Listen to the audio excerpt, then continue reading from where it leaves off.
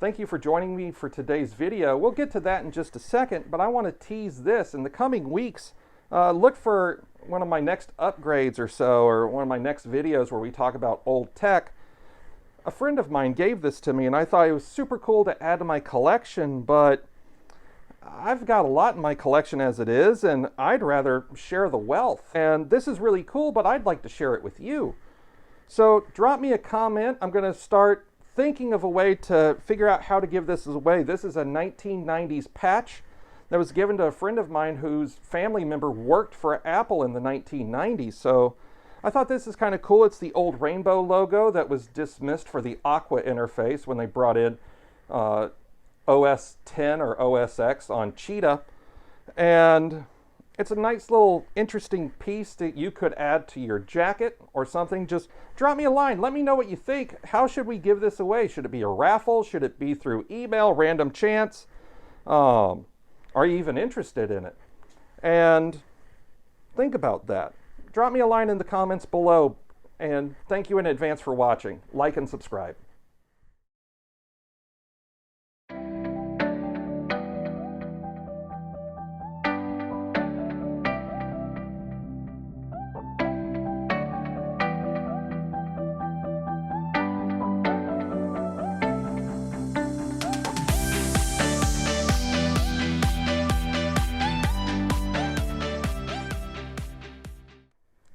In terms of peripheral devices, things just keep getting faster. However, not all of us can just afford to replace something every time something new comes out and gets faster. And while 40 gigabits a second is hellaciously fast, some of us are still content with having older drives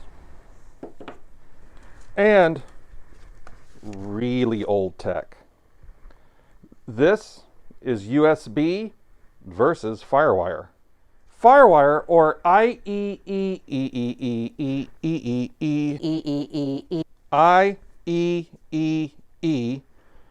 1394, or Firewire, was developed back in the mid-80s and then produced in the mid-90s. And it was a way of speeding things up to a whopping 400 megabits a second. Doesn't seem like much today, but back then that was really unheard of, and it was mainly on Macintosh computers, not to keep expounding them. USB 1 had just come out in the mid to late 90s, and it was incredibly slow.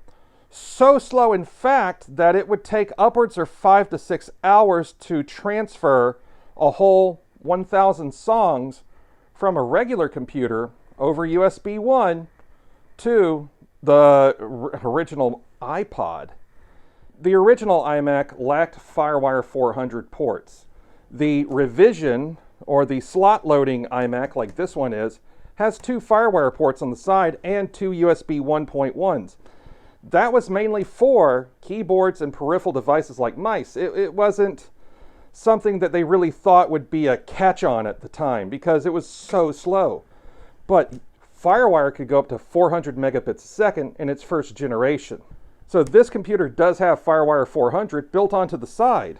Original iMacs didn't have hellacious big drives. So companies like Western Digital started developing Firewire drives that could do Firewire 400. But looking at this, there are 2 Firewire ports on this, but only 1 USB. Why is that? Firewire is peer-to-peer. Meaning you could have several drives all daisy chained together and only use 1 wire to go to the computer. This way, if you had 2 Firewire drives, you could just daisy chain it, getting a little patch cable, and then run it to your computer.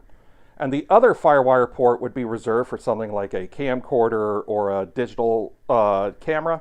See, my daily driver back here, I've got normally 3 different drives that are USB that I have to plug into it, a Time Machine, and then my 2 backup drives that I keep. So all my media goes on one of these drives. Actually, I have 2. One is my primary, one is my backup. And it has USB 2.0 out, eSATA, and 2 Firewire 800s, meaning it could do 800 megabits a second compared to the original Firewire 400, which did 400 megabits a second. Now, USB 2 still pales in comparison. Like its predecessor, You could still daisy chain an 800 drive together with any other drive, and it would still recognize through one cable on your computer because, again, peer-to-peer. This particular drive is a G drive from, I'm guessing, the mid-2000s, mid to late 2000s. I don't know, I bought it off eBay. It's got two Firewire 800, so I can still daisy chain it. It's got a USB 2.0, so it's limited to, throttled at 480 megabits a second, but it also has an eSATA connection. Now, what I use this for is my primary storage drive for my computer back here. This is where all my videos go, all my digital artwork, and all my con memories go on these. And actually, I have two of them. One is my primary unit, one's my backup. So I got a little bit of a mail call today. One of my friends was able to purchase me, and thank you again, Romeo. I do appreciate this and helping me create a little bit of content. All the Firewire cables I have are usually about 6 to 10 feet, but today we got a jumper. So what we're going to do, because I still have to connect this to my big computer back here, and it only takes USB. These aren't Thunderbolt drives.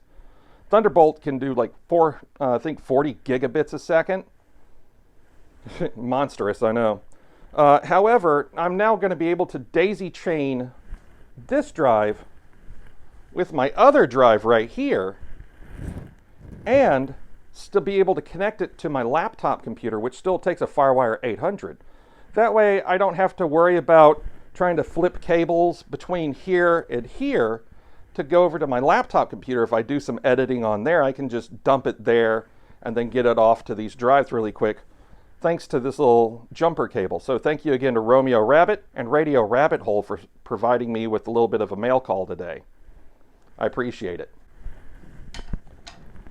So this is pretty simple. I'm just going to connect this drive with this drive down here, and now they're connected. Now my drives are daisy chained. Let me go on and get these two drives back into their little park bay where I keep them, and we'll test it and see if my little experiment worked here. I haven't ever daisy chained these drives together yet, so it'll be a fun little experiment. Well, okay, I've got my little system set back up. It's nice in this little cubby hole. Let's see if they show up here first. Then I'll have to shut off this computer to turn on my MacBook to make sure that the peer-to-peer version, or that the Firewire 800 version, is working. And it should show up right here as primary and the Firewire drive. It's naming convention. I'm not very good at naming drives. And yeah, primary and Firewire have appeared. So let's power down the old iMac and see if the old iMac will take the Firewire. So what I ended up doing is I just ended up closing the lid, which caused everything to default up here. And you might be able to see, if I point you at it just a little bit. So we got it to work. Now, in the interest of full disclosure, because my USB hub that I have these plugged into is also powered, it's always kind of defaulting first to USB, then it goes to Firewire 800. So I had to get up under the desk and unplug the USB hub to make it all work. Just simple power plug, no big issue. It's not like I'm going to be doing that often with this, so it's a sacrifice and compromise that I'm willing to make.